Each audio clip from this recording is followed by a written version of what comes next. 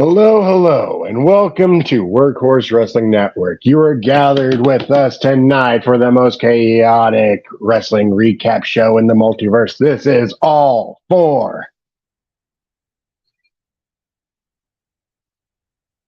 NawT.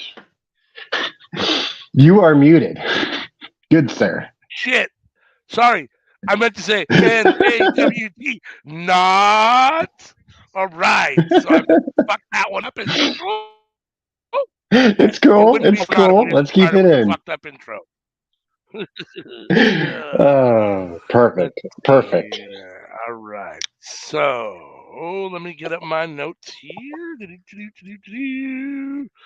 So you seem to be. We talked a little earlier, and you were excited about Raw last night.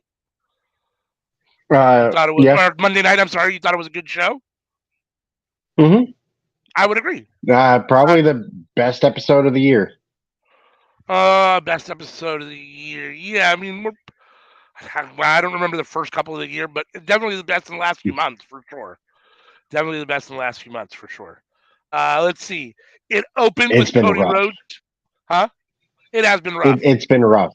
It has been rough. I'd say it at least. I think it's the best episode of Raw since we've done All for Naught. I would agree with that. That I definitely agree with. It started with Cody Rhodes coming out to the ring, Uh, right? uh, Uh, yeah, I think you're right. I mean, we got a. We might have had a little video package, but I mean, we got Cody coming out to the ring, hypes up the Jacksonville crowd, talks about Brock Lesnar, how he wanted to, and how he's got his eyes on the heavyweight championship, and his match coming up later tonight, in which he is in a triple threat with, is it, geez, I'm sorry, let's see, Finn Balor and, whatchamacallit, um, Um, well, the first match was Seth Rollins, Damian yeah, Priest, and Shinsuke Nakamura. that's what I meant. That's what I was trying to get to. Was that he was talking about his? No, I know that's the first match. Cody was talking about his match tonight against, or at this Raw, his triple threat Yes, against, and that's what I'm drawing a blank on, and I'm trying to find it in my Finn notes. Balor and The Miz. Thank you, Finn and the Miz. That's what I couldn't find in my notes for some reason. My notes seem to be missing that. So he talks about that, and then yes, that leads into the first match, which is the first triple threat in the uh, new World Heavyweight Championship tournament, I guess. Yeah. Seth And just to versus be clear with everyone, the match I was hoping for was I was hoping that Shin was going to win and Finn was going to win, and then Finn for the semifinal. yeah. So I was going to get to that. So we got this match, which is Seth versus Shinny versus Damian Priest. It was. I thought it was a good match. Okay, let me rephrase it. I thought it was a really good match. I thought it was a great match Mm-hmm. until the I'd say ending. match of the night. I think it Oh was a great yeah. match until the ending. I thought the outcome was terrible. There's no reason why you can't put over either Shinsuke or Damian Priest. Seth Rollins has no business winning right now. He's been champion too many times. We need to let somebody else be there. So I was disappointed with that. But you're right. I mean, up Well, until the ending, it could have been the match of the night. Uh, everybody's been saying that Seth is winning this whole thing, I know, and which makes me unhappy, but it is what it is. I mean, I don't dislike Seth Rollins. no, I don't understand Shin and Finn WWE's. could really use this, and they're both at a part in their career where they could really have a good run if they were given the opportunity. Shin or Finn. Yeah, and I just don't understand why WWE is just so adamant at just putting titles on the same people over and over and over again. I just don't understand. I mean, I don't know. They have so many talented wrestlers that you don't need to do that. So, so Seth won here. Yeah, I mean, you might have very well have been the match of the night. Was this the one-handed pedigree, or was that later? Was that the main event? That was the main event when Seth's arm was all Mm-hmm. okay. We'll get to there. So then that led into Mustafa Ali versus Otis, who's out there with Chad Gable and Maxine Dupree. Um, Ali gets the win after a 450 splash. There seems to be some dissension between Dupree and Gable. Otis was going to do the worm or the caterpillar, whatever he calls it, and Dupree didn't want him to do it, and Gable wanted him to do it. So I wonder if that's some sort of. At some point, Otis is going to have to make a decision between Gable and Maxine Dupree, right? Yeah. Uh, Sorry, I got distracted by my TV. and then we've got Ooh. the next thing I've got on my list here is we got the next semifinal for the tournament for the title, the next three-way.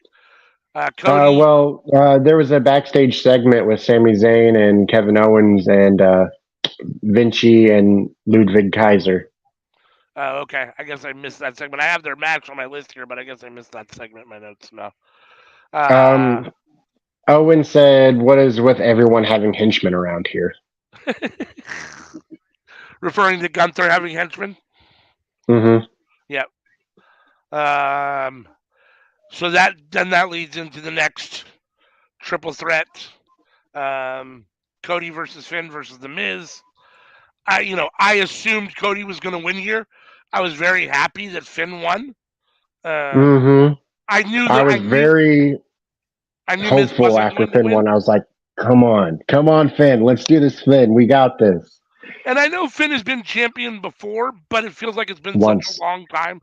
It's he been was the such a long very time, first and Universal Champion, the very first Universal Champion, and yeah, he's never held it since. it's been such a long time, and he's been mired kind of in the mid card for so long, and a bunch of shitty stuff that it'd be great to see him get a run here. Obviously, I knew the And the Miz thing wasn't going to is win. Finn won that title by beating Seth Rollins. Yeah. So bringing it back full circle, I I was honestly surprised that Cody didn't win, but that's because we still have this Cody Brock issue going. So after the match, Lesnar came down to the ring, picks up Cody, F5s him to the announce desk. Basically, says let's fight, wants to fight, yells at him, and now they're gonna have a match at Night of Champions. And Brock Lesnar left Cody Rhodes basically, laid out. Why So is Brock wanting to fight Cody anyways? I'm not totally sure. I'm not totally sure. I don't know. Well, he's mad now because Cody beat him the other night, but I'm not sure why they were fighting in the first place. Really, I mean, Well, I don't write checks your ass can't cash. don't. And then, if my notes are correct, we moved on to the SmackDown Women's Championship: Rhea Ripley versus Dana Brooke. Um, this was basically a Rhea Ripley showcase, as it should be.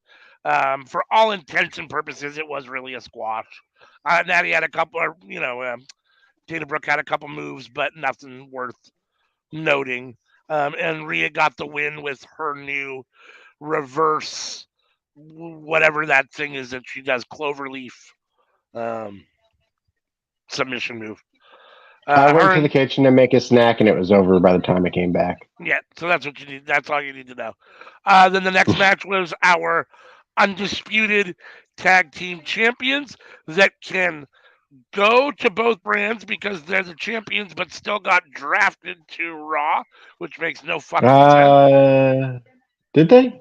Yeah, they got drafted to Raw because they were talking about how it made no fucking sense as the tag team champions, just like Roman Reigns got drafted to SmackDown, even though he can go to both fucking shows. No fucking sense.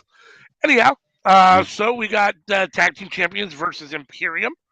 It was a good match. I always enjoy watching Sami Zayn and Kevin Owens wrestle. Imperium, Vinci, and Kaiser are good, so it's a solid match. Sammy won. Sammy got the haluva kick for the win. I think it was on Kaiser for the pin. My notes say solid match. I enjoyed it. Um, this was for all Sammy is intents. the most over guy in the company. Yeah. And again, for all intents and purposes, this was more a Sammy KO showcase. I mean, Imperium had some offense, but they weren't going to win, and we knew they weren't going to win. So then we go into Zoe Stark versus Nikki Cross. Okay match. It was what it was. Zoe Stark got the win. Nikki Cross got very little offense for a veteran and for someone that's been the caliber of wrestler that she is. I thought this was really kind of a Stark squash without being a squash. I mean, this was definitely a showcase for Zoe Stark as opposed to a really solid match between two good wrestlers, at least in my opinion. I don't think they're going to be doing much with either of these women. Yeah, I don't think either of them is destined for a whole lot either. If anything, they're building up Zoe Stark for her to lose to Rhea. Yeah. And that's the most she can hope for right now. Then we have what was kind of actually, that's not true. I laughed because I think it was dumb. Trish backstage passing out missing Becky Lynch posters, and then came down to the ring and had what was kind of a really lackluster, I thought, promo in the ring. I mean, I wasn't super impressed. She talked a lot of shit about Trish and blah, blah, blah. She had that thing where she played Trish's music and Trish didn't come down, and then she laughed, ha ha ha, I told you guys she wasn't here, you guys fell for it. And then Becky's music hit, and she did come out, of course, much to the dismay of Trish Stratus. And Becky Lynch gets to the ring and Trish rolls out. Lynch yells at her, blah, blah, blah, blah, blah, blah. Do you like it when they do that? Do I like it when they do that? What? Where they play the person's music, they're not here, ha ha ha. Not and then really. they actually do come out later. No, I dig it. I feel like it's not done too often to where I don't mind. I mean, if it comes across okay and fairly organic, then that's fine. If it's someone that's a funny person and they make it funny, Trish Stratus isn't very funny, so I don't think she did a great job of pulling this kind of funny part off. But yeah, I mean, in general, I mean, it's the reason why I give the show a 4 out of 5. Well, there you go. The women need to be booked better because honestly, like, it's debatable. Like certain weeks on who does a worse job, AEW or WWE, because neither one's doing very good. Yeah. Impact though, Impact does great with their women. They do. We say that all the time. Impact has probably, if not the best women's wrestlers, has probably the best booked women's division, other than maybe Stardom, out of all the promotions. So, I mean, Stardom's probably the best booked promotion in the world. Period. And it's a women's promotion. Right. So then I think if my notes are correct, we were backstage. We got Adam Pearce, Kevin Owens, and Sami Zayn. They're in the trainer's room checking on Cody Rhodes. He got ice pack on his ribs. Rhodes looks to be in bad shape. That ultimately leads into Xavier Woods versus Dominic in the next match. Dom gets the win here. Dom looks good. He had some good moves. Xavier Woods I thought looked good. This was a decent back and forth match. Dominic has great heat. He's, the fans love to hate him. And I thought this was a solid match. I don't know what their plans are for Xavier Woods. I don't know if they're just trying to bide time until Big E comes back so they can bring New Day back. Or Kofi, whoever gets back first. Yeah. Let's see. So after that, I have to say, Woods is great. Former King of the Ring. He always delivers in the ring, and he's also great on the mic. Like, if he was a couple inches taller, I swear he'd be a huge star in WWE. Yeah, probably so. And he made Dominic look pretty good here tonight. I mean, he's the kind of guy that can really make another wrestler look good and put him over, and he definitely did that with Dom. So, and Dom got the win with the roll up, as he should. He's the guy that's getting pushed right now. So, he's the whatever. Let's see. Then I got that led back. Then we got backstage. Raquel and Liv signed Chelsea Green and Sonya's petition for a shot at their titles. They planned on facing Damage Control for the titles. Which honestly wouldn't surprise me. Yeah. I So could definitely see Dakota and Bailey having those titles come Friday. yeah, no doubt. That led into the Miz walking up to Nakamura, telling him that they could be Nizamura and Mizamura, and awesome, Miz or K. Miz Gay. Miz Gay. I laughed. I popped for that. I thought that was funny. I'm a huge Miz fan. I think he's hysterical. Uh, and Shinny basically says no. And I'm down for watching the King of Strong Style and the King of Soft Style battle it out next week, though. the basic gist of this is that Miz wants to try to team up with Shinsuke, and Shinsuke says no. Instead, we'll have a match next week against each other. So we get Miz and Nakamura. It sounds like lined up for next week's Raw, which I should mean, be I'm fun. down for it as long as their name isn't Miss Gay Nakamura. It's semi hard. I would love Shinsuke and Miz together. That would be great. That would be great. Let's see, and then I believe we're in the main event. If my notes are correct, Finn Balor. We have the two winners of the three of the triple threats from earlier in the show. Finn versus Seth, and the winner represents Raw, basically in the finals at Night of Champion against the Which SmackDown I don't representative. understand. I don't I understand. don't understand why there's a SmackDown representative. I It don't should either. be between Raw people. Yep, And no you doubt. still have an entire extra week to book out, too. Like, we could have done tournament up until the pay per view of just Raw people, and, like, you could have added an extra 2 people to the tournament. Yeah. Yeah. Again, incredible match. Hated the outcome. Mm, Really wanted mm. Finn to win here. These two do have good chemistry, though. You can't deny that. Seth was injured. Finn injured Seth's arm, and Seth sold it pretty well. He tried for the one-arm pedigree that looked pretty funky. Ultimately, Seth got the win. This was a really good match. I think it's between this and the whatchamacallit match for match of the night. Um, Rollins, Nakamura, and Priest. I think it's between those two. I mean, you could probably even give it to Finn and Cody and Miz. Who do you predict for the SmackDown side? Jeez Louise. I'd have to even look at the thing. I don't even know who's in the tournament on Friday.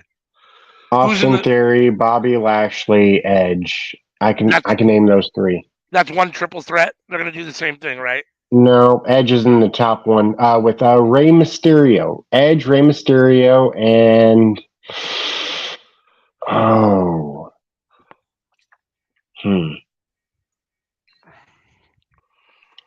geez, I'm spacing out on the last 2 dudes. It'll But probably be Edge. I don't know. I can see. yeah, that's what I'm thinking. I'm thinking it's going to be Seth versus Edge at Night of Champions. Yeah, that wouldn't surprise me at all.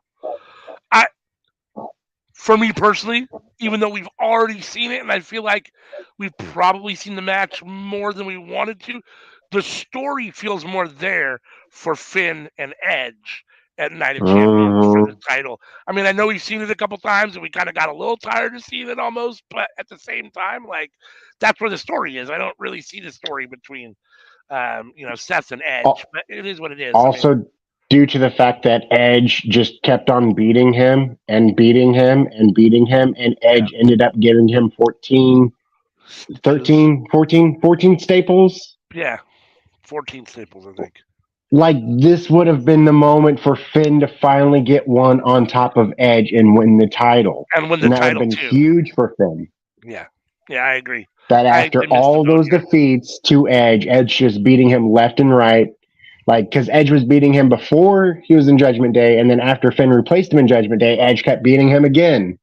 Yeah. Like, I don't understand. I don't understand. I don't either. But despite the lack of logical booking, great episode. Really solid in-ring wrestling. A lot of good wrestling this show. Both of the triple threats were really good, and the main event was really strong. So yeah, I mean this was a 4 out of 5 show for sure. Hmm. I give it a solid 4 out of 5 show.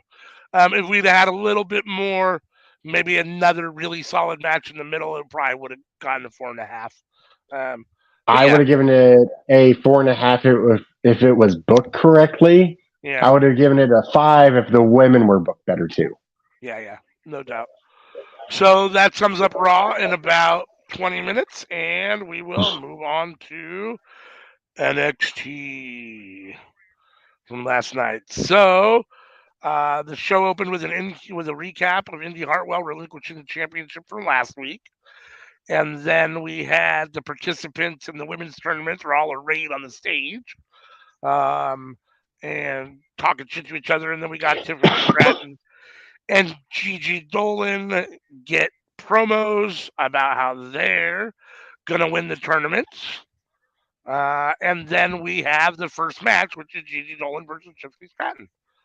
Um, it was a decent match. Honestly,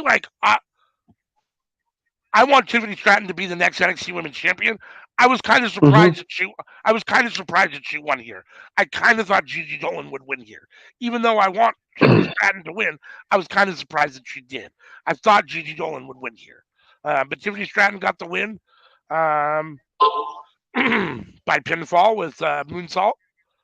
I And, was and never a big fan of Toxic Attraction. I've been yeah, honest about it. hmm So I understand everybody else likes it, and kudos to y'all. I just I mean, it wasn't like they were my favorite thing ever. And honestly, I kind of like them split up better. But I just want to see Gigi Dolan versus JC Jane. I just want to see them finally wrap that feud up. Let's put them in a steel cage with a bunch of weapons or something, and let's just let them make each other bloody and move on. You know what I mean? Like I don't, I don't know. I But mean, WWE does this stuff to where things don't actually end, so that way they can yeah, come back in 3 years and have another match on the main roster. and talk about long-term storytelling. Uh, so, like I said, Stratton got the win here. So she advances in the tournament. Then we have Gallus backstage. Um, before cutting, they have Gallus backstage giving a pep talk. Blah blah blah. Then we have Joe Gacy talking to Ava Raine. And Joe Gacy says he trusts her to take care of business. Then back from commercial, we got barbershop video with Trick Williams and Carmelo Hayes talking about Braun Breaker and how Trick's going to beat Braun for himself tonight. Then that led into Gallus, Mark Coffey, and Wolfgang versus the Dyad, Grizzled Young Veterans. Much better name than the Dyad. I'm Hmm. so disappointed that they got denied their release, but I'm happy that at least their contracts end soon here. I think they said August or October or something like that. I think it might be August. So Dyad, Schism, they got another name too. It's hard to yeah, keep up with. it is. This is for the tag team championships. It was a good match. Anything Gallus gets the win. Um, anything else you want to say about it or talk about it? I mean, good back No, and forth. I mean, they're both great teams. Like, this is about the best that NXT has to offer to you for tag team wrestling. Yeah. My notes say Gallus wins with Boot of Doom, which is kind of a cool name. And Diamond Mine. Diamond Mine. I got Chase U. Is Diamond Mine next? I got Chase U. Hanging out. Diamond Mine comes out, and Ivy Nile tackled Ava. Oh, I guess yeah. Somehow I missed that. Okay. Um. Yeah, I mean, I'm here for Ava Raine versus Ivy Nile. I'd like to see Ava Raine get some more airtime, more time on TV. And we're going to get Gallus versus the Creed Bros. Yes. Yep. Let's see. Chase U hanging out backstage with big body Javi. Is making trouble. Duke Hudson doesn't like it. They got a break. They come back. We got a video package of someone watching all the attacks on NXT women lately on a bunch of monitors. So that was who is it? Dum da dum. An NXT mystery. Then we've got Duke Hudson versus Javier Bernal. This match is what it was. Duke wins with the Razor's Edge. Both guys are okay. I'm not a huge Duke Hudson fan. Javier doesn't really move the needle for me either. I can take it or leave it. I mean, that's the way that most NXT talents are. Yeah, unfortunately, that's true. You got a couple gems, but yeah. And honestly, a lot of the people who get called up aren't gems themselves. I agree. I feel like back in the day, it was mostly gems who went up to the main roster, but nowadays it's just, who's available? Yeah, okay, yeah, we'll just let them go. Why not? Whatever. Yeah, I mean, I don't necessarily think it always translated the best when they moved the guys from NXT to the main roster, but my favorite time of NXT, obviously, and the most prosperous time, I'm sure everyone will agree, was when they were bringing in independent guys and letting them get a feel of the land and then moving them up ultimately to the main roster or stay for a while, as opposed to it being a truly developmental situation where you have a whole bunch of people that really are just learning on TV. Which, But now it's very much so developmental. Oh, yeah, it's very much watching these guys learn on TV, which, sometimes works out, but a lot of times doesn't. I mean, and doesn't hold my attention all that much. I mean, I much preferred it when we had some good veteran guys, independent veteran guys trying to make their way to the next roster. I thought that was much better, but it is what it is. The guys that we have that you can call veterans, like we got Mello, you can call him a veteran. I guess. We got Joe Gacy, you can call him a veteran. He was in the Evolve. Yeah. But there's really not much. Most of these guys are, running the ropes for the first time. Yeah, this is their first real stint on anywhere where they're getting any kind of TV time or whatever. So, yeah, it's really learning on TV, which can be rough sometimes. Much like the next segment between Robert Stone and Von Wagner. Everything with Von Wagner at the moment is pretty rough. So they're backstage, they're walking, and I forget, doing some exercises, I guess. And Robert Stone asks him his favorite thing before whipping out a picture of Vaughn as a messed up baby. Wagner. Roxanne Perez is a former ROH Women's Champion, but I probably own T-shirts older than her. Yeah, for sure. Wagner doesn't want to talk about it. Beats up some guy who's right there with a smart ass remark. Blah blah blah. Yeah. Eddie Thorpe makes his entrance to the ring, and then we go to break. We come back. This is where Gallus and the Creeds end up backstage. Gallus is walking. The Creeds show running the Creeds and Ivy Nile, and they end up, bickering and ensues into. They talk about having a fight. So is that next week, or is that going to be at the next pay-per-view? I don't know. We'll see. That led into Damon Kemp versus Eddie Thorpe. Again, two guys that are trying to, learn what to do. I think Eddie Thorpe's got a good look and decent upside. He got the win here with an elbow drop.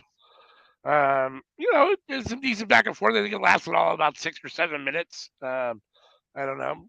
Damon Kemp, he had his little run-in with the Creed brothers and Diamond Mine before. And I mean, I'm not opposed to Damon Kemp. He doesn't really move the needle for me all that much. Honestly, neither of these guys are moving the needle for me at this point. I mean, I'm not super excited about either of them. What about you? Anything about Eddie Thorpe and Damon Kemp you want to say? No. Then we're backstage again. We got Kiana James is interviewed about her spot in the championship tournament. Mm-hmm. She's got the toughest first round matchup, she says. And then I'm going to be honest. I didn't even put Damon Kemp down in my notes. So she has the toughest. And then go ahead. I might have missed that. I might have went to the kitchen or something. I don't know. Ilya Dragunov makes his entrance to the ring. We go to break. We come back from commercial. Braun's interviewed in the back in the locker room. He says there's no change in his attitude. He just stopped caring. For over a year, he carried NXT on his back, and what did it get him? Nothing. The NXT universe chose Mello, and that's fine because he's still picking splinters out of his ass after he speared him through the set. Pretty good line. I mean, it's all right. He got himself a girlfriend. Yeah. Braun's Does that count for anything? Braun's getting better. He's evolved a lot. When he first came out on NXT, I really didn't like him at all. Now I'm just indifferent. And every time I see him, I think I like him a little bit more. Well, He's the problem is that when growing he on first me. showed up, he got too much of a push. Like he was even put on the main roster in spots, and Yeah, it's because he's tall, and I think his dad's like a referee or something. yeah. I Um, I I don't remember like what his relation is, but he has some sort of relation, and he's tall, so it was like, yeah, let's push this guy. he's It's got like, some whoa, sort of. whoa, whoa, whoa, hold on, we don't know him like that yet. Let the boy run the ropes before you put him in championship matches. So Breaker continues on. He has a match with Trick tonight. He tells Mello how he's going to break Trick in half, basically, and put him in the hospital. Um, then we move into Dijak versus Dragunov. Um, God, is there anybody at this point that is more intense in the ring than Ilya Dragunov? Like, the No, dude is just like his facial expression. maybe Darby Allen. I mean, he's just Maybe so intense. Just everything is just so dramatic and intense. But I love it. I'm a huge Ilya like fan. I'm really trying to think right now, and like Darby Allen, that's about it. Yeah, yeah. And that's a match I'd love to see: Ilya Dragunov versus Darby Allen. Hell yeah, give me that. Holy shit. Make it double. Yeah, yeah, for sure. Let's see. So this match actually ended in a disqualification because Dijak got pissed off, got frustrated, grabbed his chair, and hit Ilya with it. Um, but this was a good match. I kind of want to see it again. I don't know if we'll get it again, but post match, Dijak continues to attack Dragunov, um, trapping him under the steel steps and climbing on to crush him. Then we got Tyler Bate is steaming in the locker room because Wesley rolls up for a chat and hypes him up to. Oh, I see. Tyler Bate is mad when Wesley rolls up and hypes him up to go do the deal. Back from commercial, we've got a stupid social media video from Danny Palmer getting advice from Brooks Jensen and Josh Briggs and Tank Ledger and Hank Walker. Was what it was. Well, Tyler Bate. It kind of feels like they're scared to actually put a serious push behind him. Which is unfortunate because I really like Tyler Bate. I mean, he's really good. I think he's fun to watch in the ring. Yeah, I'm not sure what their issue is. This next Like match, 5 years ago, it seemed like he was the golden child, and now it's just like, oh, he's this guy that we have around. yeah, yeah. I mean, he was huge in NXT. I mean, the NXT UK. I mean, he was, Mm-hmm. the main event, one of the basic, main eventers there for what it's worth. But So he's these not two, treated as big of a deal as Pete Dunne, and Pete Dunne's not treated as big of a deal as no, Gunther. no, So definitely, which I find interesting. I'm disappointed with the way that Pete Dunne's been booked, or Butch, whatever has been booked. and Yeah. and Tyler Bate has seemingly been booked less than Oh yeah, no doubt, no doubt, no doubt. Then we got Charlie Walker versus Tyler Bate, which was a really good match. Both these guys are super good Tyler wrestlers. Bate, Tyler Bate, Tyler Bate, Tyler Bate. Uh, Sorry. Joe Gacy helps Charlie Dempsey get the win. Dempsey does get the win with the bridging dragon suplex. This match was a solid match. Both these guys are really good workers, technical wrestlers, lots of good technical wrestling, lots of good back and forth stuff. I enjoyed this match. This was probably my favorite match of the night, just because I like that style of wrestling. So I enjoyed that one. I was disappointed though that Dempsey got the win. I wanted Tyler to get the win, but they're pushing Dempsey right now. So Dempsey's on every week. is it? How's this working out? Is it going to be Dempsey, Gacy, Tyler, and West in a fatal four-way match? Oh, maybe. Oh, interesting. I don't know. That could work. We'll find out. Yeah, That could work. they're Let's all see. four very good wrestlers. They Like are.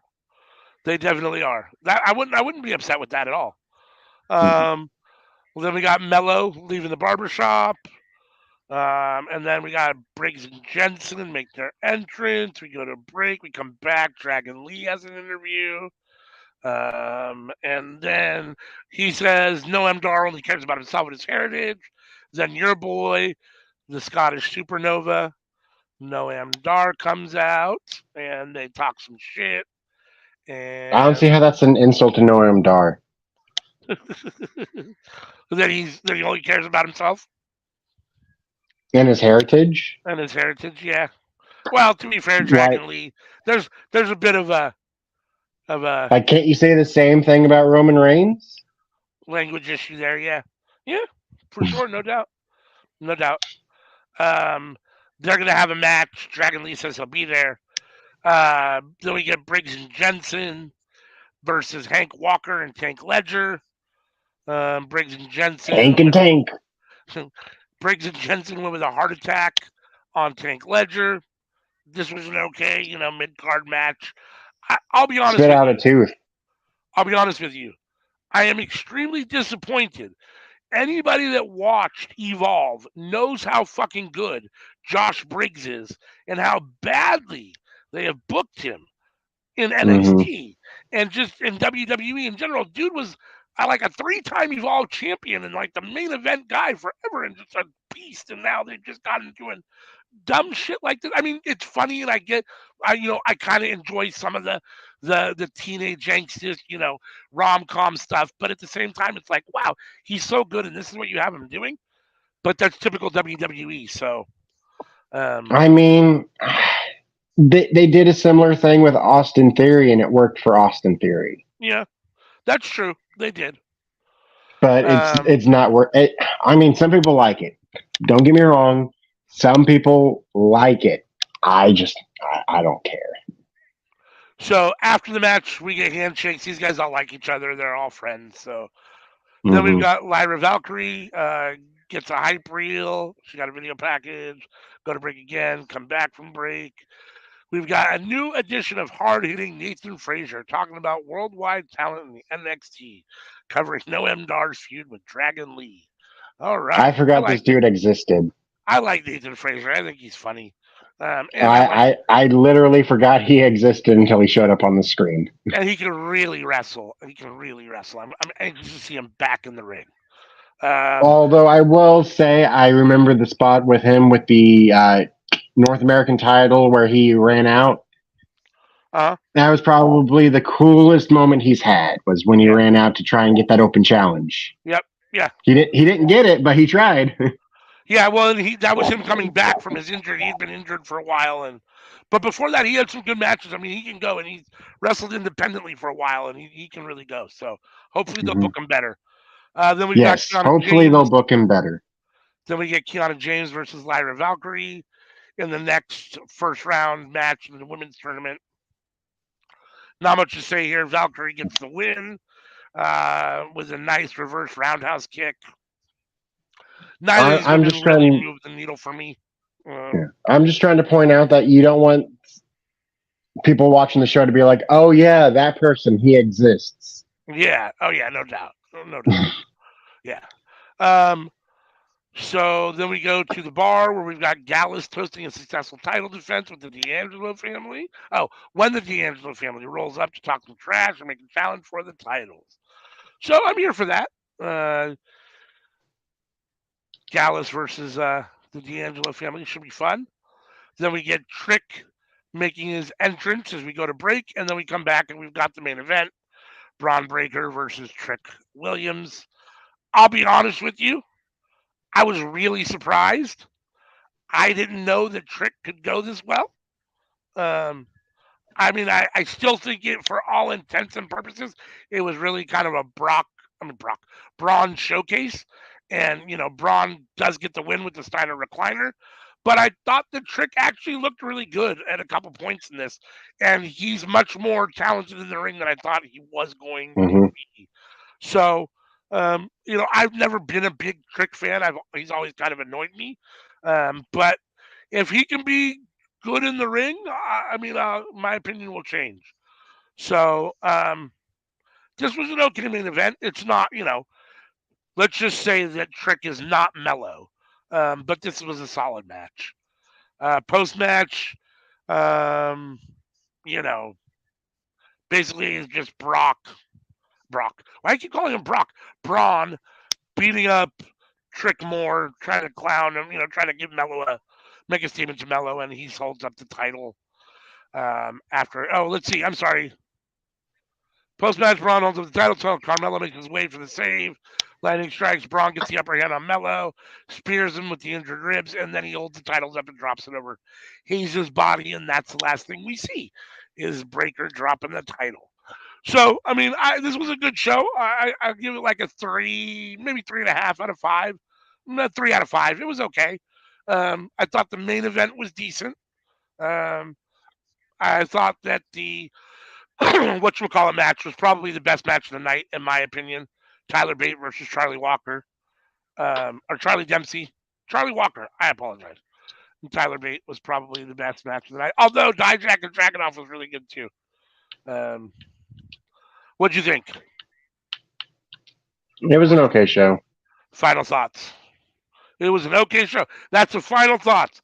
That in-depth, hard-hitting analysis from Slam and Sammy Joe. It was okay show. On that note, we're going to let you guys 2.5. Oh, 2.5. Wow. All right. So on that note, we'll let you guys go. Thanks for tuning in and watching All for Naught. Please leave your comments below.